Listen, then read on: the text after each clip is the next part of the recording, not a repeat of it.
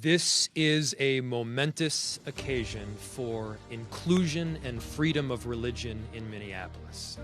With the stroke of this pen, we and our Muslim community will have the ability to hear the call to prayer in Adhan 5 times a day. And with this, inshallah, it is done.